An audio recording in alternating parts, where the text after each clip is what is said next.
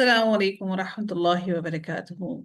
أعوذ بالله من الشيطان الرجيم. بسم الله الرحمن الرحيم. رب اشرح لي صدري ويسر لي أمري واحلل عقدة من لساني يفقه قولي. يا ربنا زدنا علما، اللهم فقهنا في الدين، آمين या रब العالمين. आगाज होता है जी सूरह तारिक का।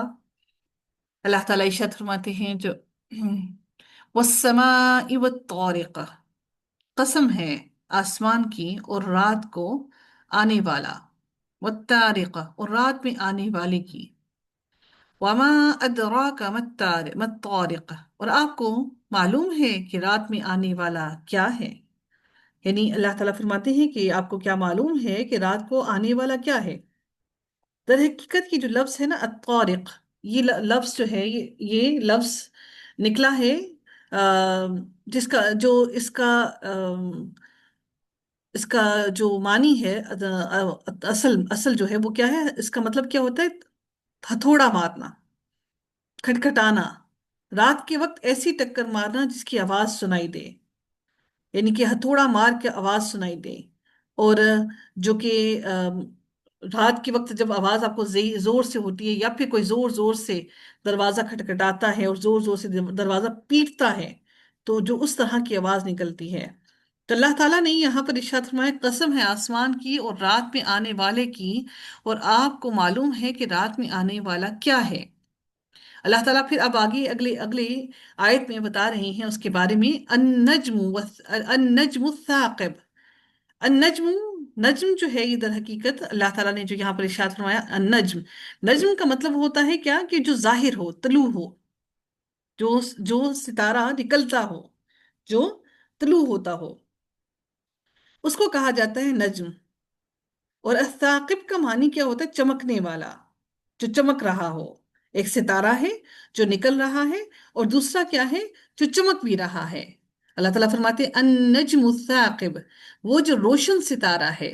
अल्लाह ताला फिर मजीद फरमाते हैं इन कुल्लु नफ्सिल नफ्सिल लम्मा अलैहा हाफिज, कोई शख्स ऐसा नहीं जिस पर एक मुहाफिज मुकर्रर ना हो। यानी कि कोई इंसान ऐसा नहीं, अल्लाह ताला फरमाते हैं कोई इंसान ऐसा नहीं जिस पर एक मुहाफिज मुकर्रर ना हो। अल्लाह रब्बुल इज़्ज़त ने हर हर इंसान के ऊपर एक मुहाफिज मुकर्रर कर रखा है।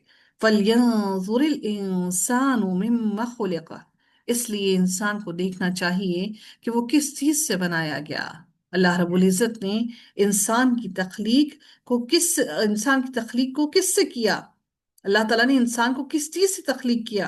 अल्लाह ताला फरमाते हैं फिर अब इंसान को जो तख्लीक किया गया उसके बारे में मजीद इरशाद फरमाते हैं, खुलिक़ा मिन माइन दाफ़िक़, अल्लाह ताला ने उसको किससे पैदा किया, उसको एक उछलते हुए पानी से बनाया है, जो यकदम तेजी से उछल कर निकल आता है।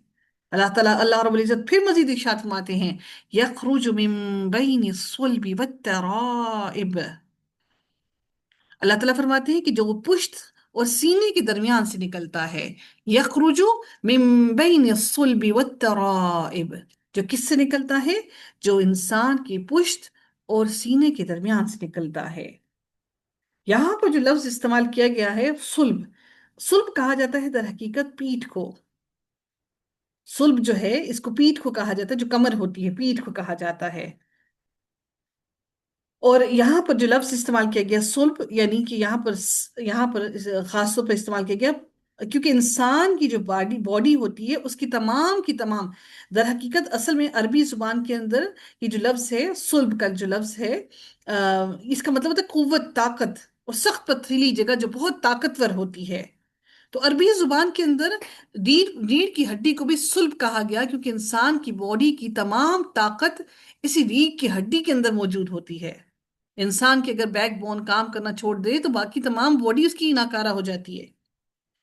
तो आपकी पूरी बॉडी को ये एक रीढ़ की हड्डी है जो ताकत दिए हुए है। अब उसी ताकत के अंदर से अल्लाह ताला फरमाते हैं कि उसके दरमियान से उस और सीना, जो सीना जिसके अंदर हमारा हमारा दिल भी मौजूद है, यानी कि जो बॉडी के ऑर्गन्स को कंट्रोल कर रहा है। ये हमारी बॉडी की बैकबोन, हमारी बॉडी की मूवमेंट को, हमारे चलने फिरने को, हर चीज को कंट्रोल कर रही है। और सीने के अंदर दिल है जो तमाम बॉडी के ऑर्गन्स को कंट्रोल कर रही है। ये दोनों वो चीजें हैं जिनके बगैर जिंदगी नामुमकिन है, جن کے بغیر ہم نہ تو زندگی گزار سکتے ہیں اور نہ ہی صحیح سلامت رہ سکتے ہیں۔ اللہ رب العزت نے انسان کی تخلیق جو کی گئی، اللہ رب العزت نے سبحان اللہ ان دونوں جو زندگی کی نشانیاں ہیں ان دونوں کے درمیان میں سے تخلیق کی۔ آپ جتنا مرضی کر لیں، جو مرضی کر لیں، جتنے مرضی علاج کروا لیں، لیکن اگر ان دونوں میں سے ایک چیز بھی ناکارہ ہو جائے تو زندگی مفلوج ہو جاتی ہے، یا تو پھر ختم ہو جائے گی یا پھر مفلوج ہو جائے گی۔ رب کائنات نے ان دونوں کے درمیان میں سے زندگی، نئی زندگی کو تخلیق کیا۔ سبحان اللہ۔ تو اللہ تعالیٰ فرماتے ہیں کہ یہ جو ترائب ہے، سینے کی ہڈی کو در حقیقت کہا جاتا ہے۔ سینے کا جو اوپر والا حصہ ہوتا ہے اس کی ہڈی کو کہا جاتا ہے۔ اللہ رب العزت پھر مزید ارشاد فرماتے ہیں کہ وہ پانی کہاں سے نکلتا ہے؟ پشت اور سینے کے درمیان سے نکلتا ہے۔ انہو علی رجعہ لقادر۔ اللہ رب العزت پھر مزید ارشاد فرماتے ہیں بے شک وہ اس کو دوبارہ پیدا کرنے پر بھی قدرت رکھتا ہے۔ اگر اللہ تعالیٰ نے انسان کی تخلیق اس سے نطفے سے کی ہے تو اللہ تعالیٰ فرماتے ہیں کہ میں نے تجھے اگر پہلی مرتبہ اس طرح سے تجھے پیدا کیا تو اللہ تعالیٰ فرماتے ہیں کہ بے شک وہ تجھے دوبارہ بھی پیدا کرنے پر قادر ہے۔ تمہیں دوبارہ پیدا کرنا اس کے لیے قطعاً مشکل نہیں۔ یوم تبل السرائر۔ اللہ رب العزت پھر ارشاد فرماتے ہیں، اب دیکھیے کہ کتنے زیادہ سپرمز ہوتے ہیں، ان اتنے سپرمز میں سے ایک سپرم ہے جس کے لیے اللہ رب العزت نے لکھ دیا کہ یہ وہ اکیلا سپرم ہے جس نے فرٹیلائز کر کے ایک زندگی کو تخلیق دینا ہے، ایک زندگی کو دینا، زندگی کو نمودار کرنا ہے۔ تو اللہ رب العزت پھر مزید ارشاد فرماتے ہیں یوم تبل السرائر۔ اللہ رب العزت فرماتے ہیں کہ جس دن سب کو اللہ رب العزت وہ دن جس دن اللہ رب العزت ساری کے ساری تمام کے تمام چیزوں کو، ہر چیز کو سب کے سامنے کھول کر رکھ دے گا، کھول کر رکھ دے گا۔ اللہ تعالیٰ ان ساری کے تمام چیزوں کو جانچے گا، کھولے گا، ادھیڑے گا۔ جو ہوتا ہے نا کہ ہم کسی چیز کو ادھیڑ کر، کسی چیز کی کھال ادھیڑ کر اس کے نیچے اتر جانا، کہ کسی چیز کو کھال ادھیڑ کر اس چیز کے بارے میں اندر سے جاننا۔ اللہ رب العزت اس دن کے بارے میں، قیامت کے بارے میں ابھی آغاز ہوا، اور اللہ تعالیٰ فرماتی ہے کہ اس دن پر دوبارہ سب کو پیدا کرنے پر قادر ہے۔ اور اللہ تعالیٰ اس دن کے بارے میں پہلی بات کیا بول رہی ہیں کہ اللہ رب العزت اس روز تمام کی تمام لوگوں کو پوری طرح سے جانچے گا، باتوں کی کھال کو ادھیڑ کر باتوں کو اندر سے نکالے گا، ہر چیز کو کھول کھول کر دیکھے گا، ہر راز کو پوری طرح سے اندر سے اس کو کھول کر دیکھے گا۔ فما له من قوت ولا ناصر۔ اللہ رب العزت پھر مزید فرماتے ہیں کہ پھر نہ اس کا کوئی، نہ پھر اس انسان کا پھر اللہ رب العزت کے سامنے کوئی مددگار نہ ہوگا۔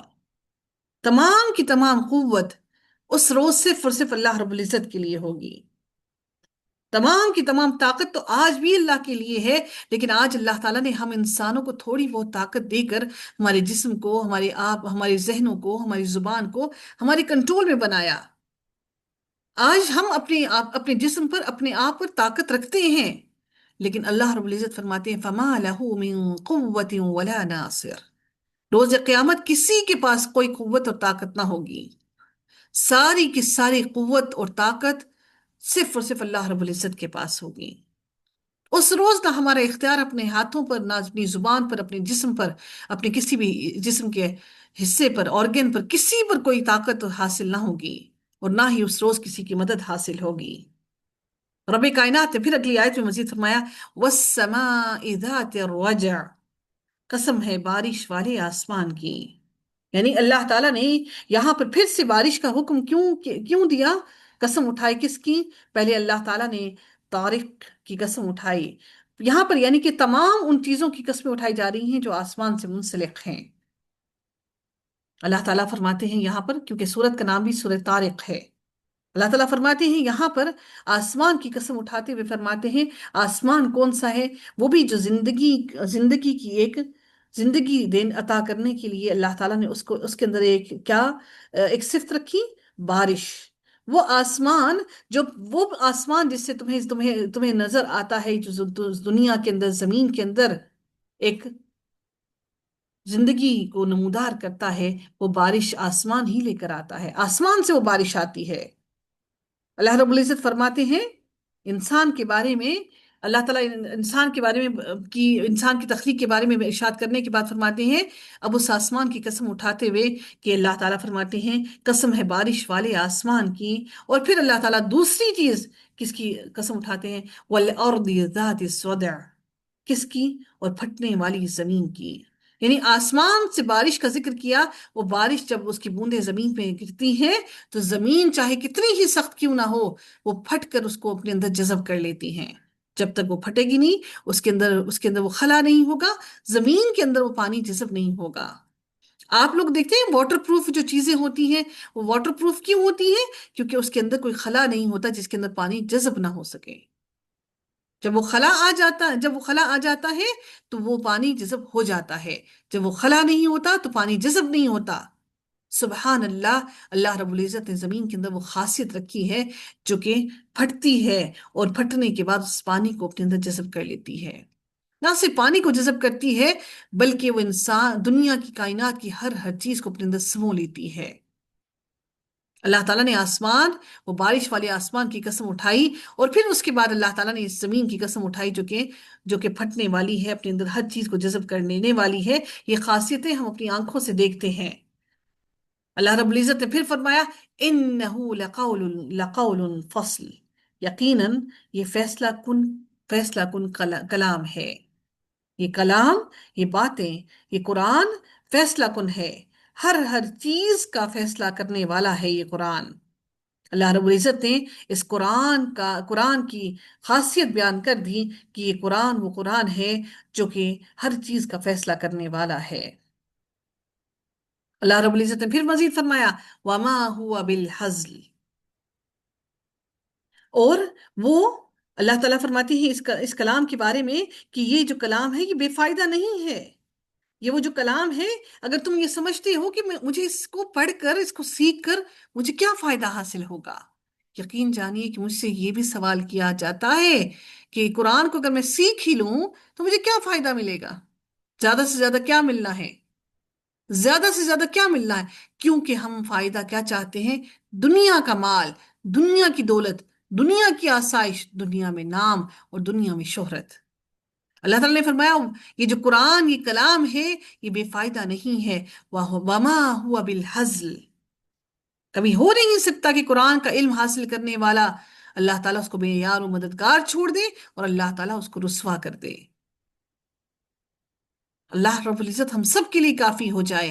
انہم یکیدون کیدا، واقعی وہ لوگ تدبیر کر رہے ہیں، وَأَكِيدُ كَيْدًا، اور میں بھی تدبیر کر رہا ہوں۔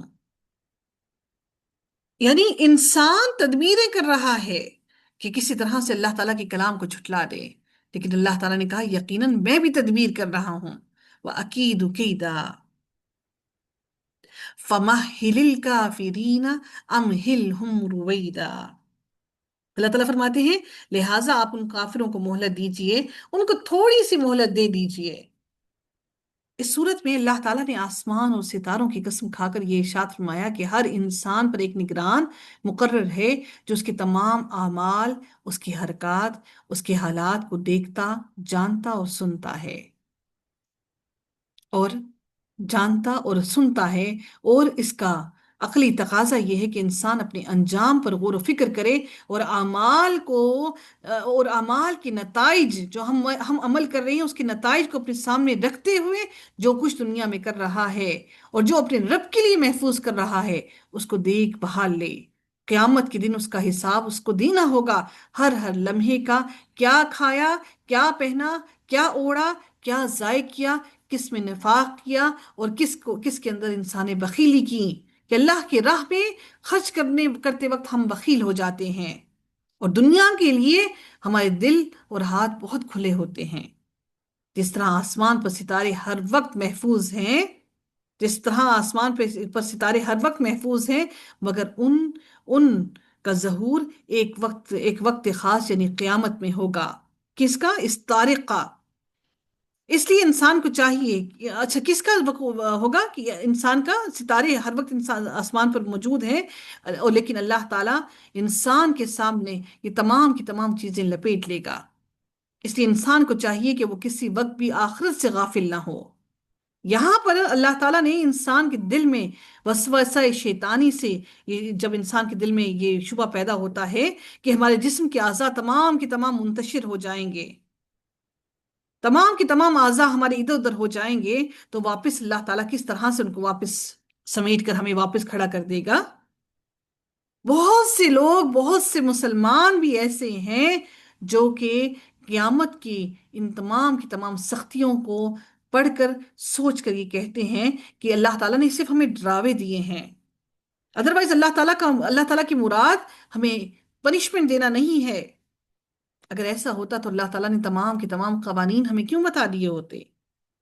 तो फिर तो नाउज़ बिल्लाह, अल्लाह ताला के साथ ये लोग नाइंसाफी को मंसूब कर रहे हैं।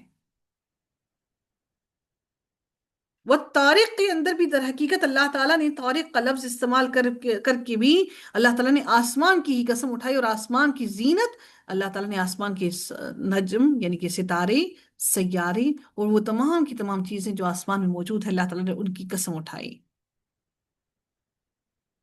और फिर अल्लाह ताला ने आसमान के साथ आसमान से नाजिल होने वाली बारिश की भी कसम उठाई। इस सूरत के शुरू में आसमान के साथ तारिक की कसम जो खाई गई है, तारिक के मानी रात को आने वाले की है, यानी सितारे जो कि दिन में छुपे हुए रहते हैं और रात को जाहिर होते हैं, यानी कि रात को वो नमूदार होते हैं। इसलिए अल्लाह ताला ने सितारों को भी तारिक कहा, यानी कि सितारों को भी तारिक कहा जा सकता है। और साकिब से यहाँ पर जो नज्म साकिब है, वो चमकदार सितारा है, वो एक चमकदार सितारा है। यानी एक एक आपको ये भी इल्म होगा कि एक होता है डायरेक्शन के लिए एक सितारा होता है जो कि बहुत ज्यादा रोशन होता है। बाज ने इससे मुराद सुरैया सितारा लिया है, क्योंकि अहले अरब में इस पर नजम का इतलाक करते थे, यानी कि उसको, वो जो सुरैया सितारा था उसको वो नजम कहा करते थे। और बाज ने इससे मुराद जहल मुराद लिया है, क्योंकि साकिब से उनके उनके मानी में क्या होता है, साकिब के मानी होते हैं बुलंद, रोशन, चमकदार, जो तारीकी में बिल्कुल अकेला वाहिद चमकता हुआ नजर आए। जहल सब सितारों से बुलंद भी है, और आसमान की तारीकी को ज्यादा ज्यादा जोर से दूर भी कर देता है। और बाज ने इससे मुराद एक सुबह का सितारा भी लिया है। आप लोगों ने, अगर अगर आपको ये मौका मिले तो आसमान पर देखिएगा कि आसमान के ऊपर क्या होता है कि सारे सितारे छुप जाते हैं और एक सितारा आसमान में मौजूद होता है हल्का सा, वो सबसे एंड पर छुपता है। बाज ने इससे इस नज्म से मुराद उस सितारे को भी लिया है।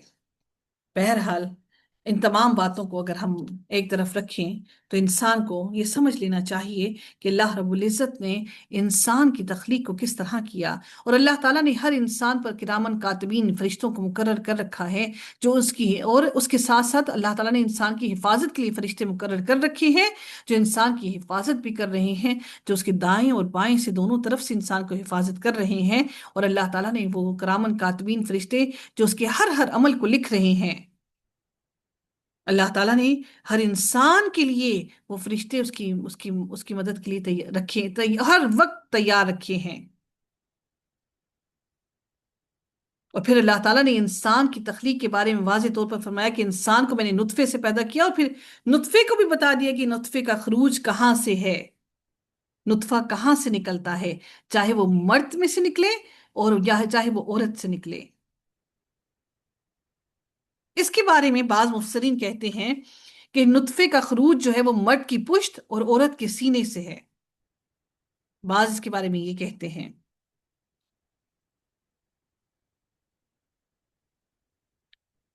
बहरहाल, समझने के लिए हमारे लिए ये काफ़ी है कि अल्लाह रब्बुल इज़्ज़त ने इंसान के लिए जो नुत्फ़ा, जिस नुत्फ़े से ज़मीन की तख्लीक होती है, वो पुश्त और सीने की दोनों के दरमियान में से अल्लाह ताला ने इस नुत्फ़े को निकाला है।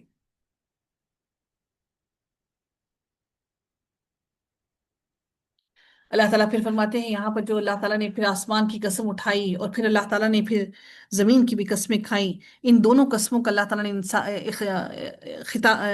اللہ رب العزت نے ان دونوں قسموں کا ذکر کیا، اور اسپیشلی ان دونوں چیزوں کو چوز کرنے کے بعد اللہ تعالیٰ نے انسان کی تخلیق کے بارے میں دوبارہ کہا کہ دوبارہ بھی انسان کو پیدا کرنا ہرگز مشکل نہیں۔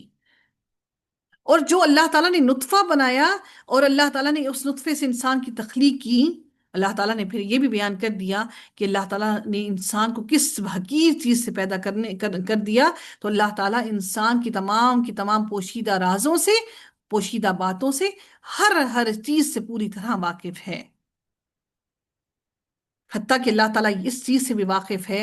اللہ تعالیٰ نے یہ بھی قرآن میں اپنے پاس لوح محفوظ میں لکھ رکھا ہے کہ کون سے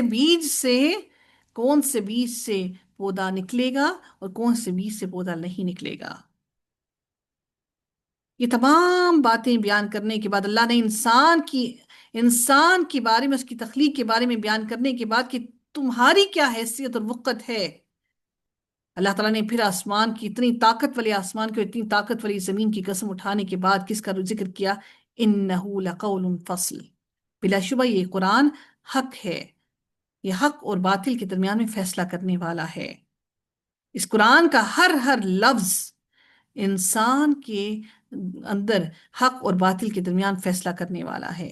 یہ کوئی مذاق کی بات نہیں ہے، یہ کوئی دل لگی کی باتیں نہیں ہیں کہ انسان یہ سمجھے کہ یہ کوئی عشق معشوق والی باتیں ہیں، کہ عشقیہ باتیں ہوں گی، اور عشقیہ باتیں کہہ کر اس کے دل اور اس کا نفس جو ہے وہ اپنے نفس کو شیطان کے حوالے کر کے وہ تھوڑی دیر کا مزہ چکھ لے گا۔ بلکہ یہ قرآن وہ بات ہے، اس کے اندر اللہ تعالیٰ کا کلام، وہ تمام وہ باتیں ہیں جس سے انسان کی روح کو سکون ملتا ہے۔ یہ وہ کلام ہے جو انسان کو صراط مستقیم پر گامزن کر دیتا ہے۔ اس قرآن کے اندر کہیں پر بھی آپ کو ہنسی مذاق اور دل لگی کی باتیں نہیں ملیں گی، کہیں پر بھی قرآن کو پڑھ کر آپ کے دل کے اندر وہ گدگدی سی محسوس نہیں ہوگی جب انسان کا نفس کے کنٹرول میں نہیں رہتا۔ یہ وہ کوئی شاعرانہ باتیں نہیں۔ انہم یکیدون کیدا، یعنی کفار مکہ اپنی مکاری کر رہے تھے، وہ ہر طرح سے اللہ تعالیٰ کی باتوں کو چھپانے کی کوشش کر رہے تھے، اور اپنے باتوں سے، اپنی سازشوں سے، اپنی تدبیروں سے لوگوں کے اندر غفلت کو پھیلا رہے تھے۔ اللہ تعالیٰ نے کہا کہ وہ تو چالیں چل رہی ہیں، وہ اکید کیدا۔ اللہ تعالیٰ نے ان کی اس غفلت کے اندر نبی اکرم صلی اللہ علیہ وسلم کو کہا کہ اے نبی آپ صبر کیجئے، آپ کھائیے پیجئے اور تھوڑا سا عرصہ صبر کیجئے، کہ میں بھی ان کے لیے ایک چال چل رہا ہوں، کہ میں ان کو ڈھیل دے رہا ہوں، اور وہ اپنی غفلت کے اندر مزید مزید گرے جا رہے ہیں۔